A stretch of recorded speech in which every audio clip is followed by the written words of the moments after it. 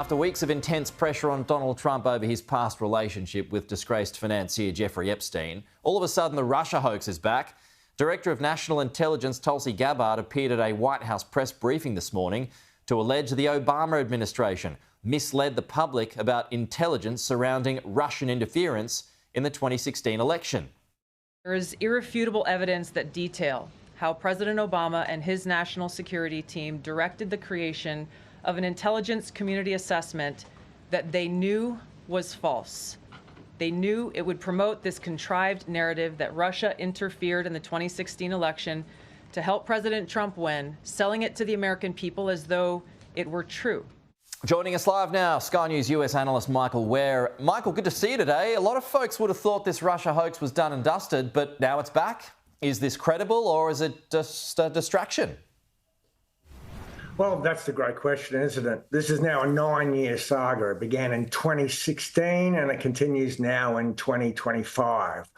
What President Trump's new Director of National Intelligence, who sits above all the myriad of other intelligence agencies and sifts their material to come to coherent conclusions, is saying is that a new investigation that she's been conducting has revealed the fact that then President Barack Obama manufactured intelligence to show that not only did Russia interfere with the US elections or meddle, but that they did so with the specific intent of helping President Trump get elected.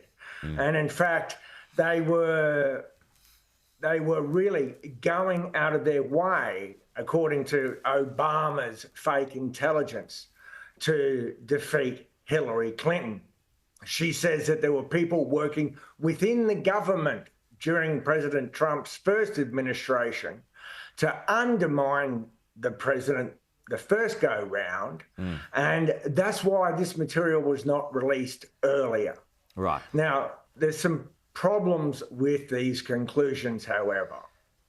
I thought the Mueller investigation cleared Trump of this years ago.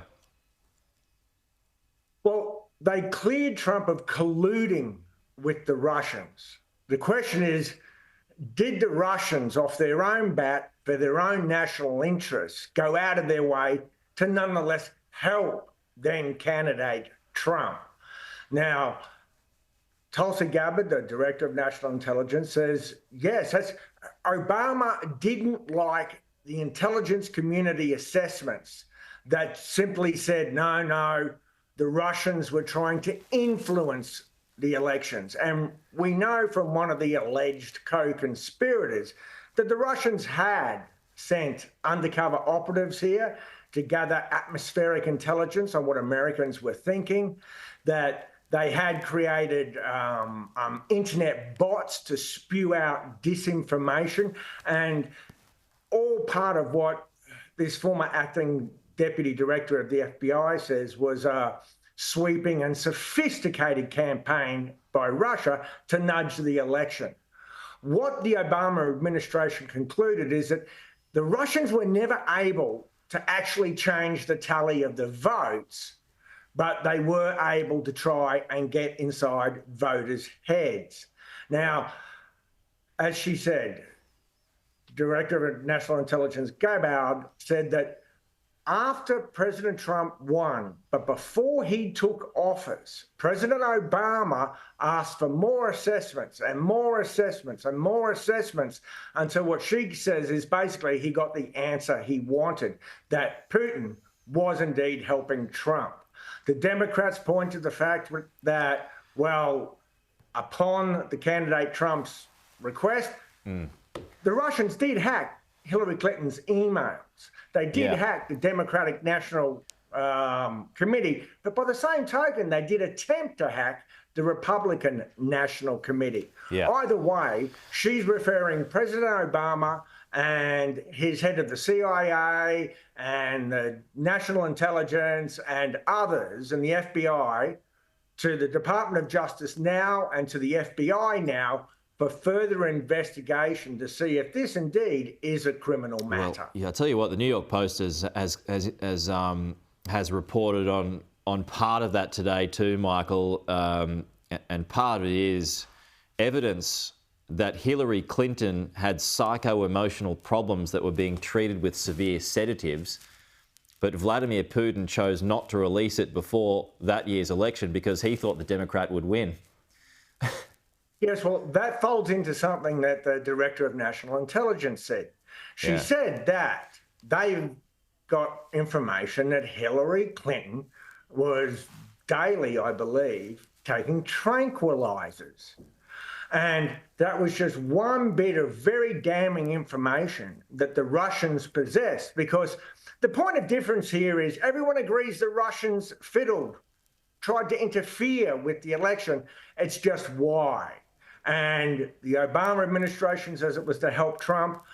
This new Trump administration and its investigation says, no, it was simply to interfere, and Obama. So they interfered, but we just did it. So the Trump administration saying, hey, look, they can try. We can't do much about that, but we just didn't do anything about it. Yeah, and it wasn't to help Trump. It was, in fact, to help Clinton, is what they're saying. And in fact, Tulsi Gabbard said the most damning information against Clinton that the Russians possessed was held back because she claims that their assessment says the Russians actually thought Clinton would win. So they checked their fire and were going to dump all this poisonous information about Hillary Clinton shortly before her inauguration to undermine the American electorate. Well, it goes on to say Russia's Foreign Intelligence Service, the SVR, quote, possessed Democrat communications that Clinton was suffering from intensified psycho-emotional problems, including uncontrolled fits of anger, aggression, and then cheerfulness. The report then states. So maybe sounds bipolarish. It could indeed, but obviously we have to take with a grain of salt anything we believe that the Russians possess. Sure. But you just never know. If you never go, to use an Australian adage. But yeah, the Russians were definitely maliciously trying to interfere. But now the Trump administration was saying Obama manufactured the intelligence to skew it, to really put the knife into Trump's heart, even before he became president. Some heavy stuff there this morning. Good to see you, Michael. Thanks for breaking that down.